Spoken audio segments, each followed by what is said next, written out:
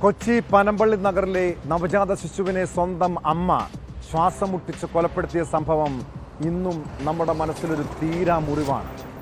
കേസിലെ പ്രതിയായ യുവതി ബലാത്സംഗ കേസിലെ ഇരയാണെന്നും ഇതിലുണ്ടായ കുഞ്ഞിനെയാണ് കൊലപ്പെടുത്തിയതെന്നുമാണ് പോലീസിന്റെ കണ്ടെത്തൽ. യുവതിയുടെ മൊഴിയുടെ അടിസ്ഥാനത്തിൽ ഇവരുടെ ആൺ സുഹൃത്തിനെതിരെ പോലീസ് കേസെടുത്തു. തൃശൂർ സ്വദേശിയായ റഫീഖ് വിവാഹ വാഗ്ദാനം നൽകി പീഡിപ്പിച്ചുവെന്ന പരാതിയിലാണ് കേസ്.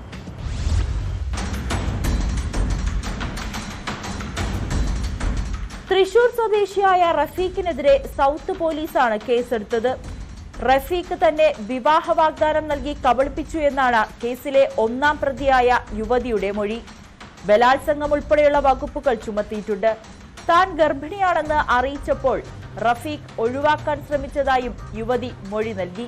തൃപ്പൂണിത്തുറയിൽ വെച്ചായിരുന്നു പീഡനം. അതിനാൽ സൗത്ത് പോലീസ് രജിസ്റ്റർ ചെയ്ത കേസ് ഹിൽ പാലസ് പോലീസിന് കൈമാറി. ഇയാളെ ഉടൻ കസ്റ്റഡിയിലെടുക്കും.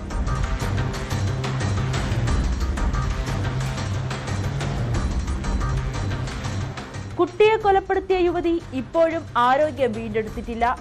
മെഡിക്കൽ കോളേജിൽ ചികിത്സയിലാണ്. മെഡിക്കൽ റിപ്പോർട്ടിന്റെ അടിസ്ഥാനത്തിൽ യുവതിയെ കസ്റ്റഡിയിൽ വാങ്ങി വിശദമായി ചോദ്യം ചെയ്യുമെന്ന് പോലീസ് വ്യക്തമാക്കി.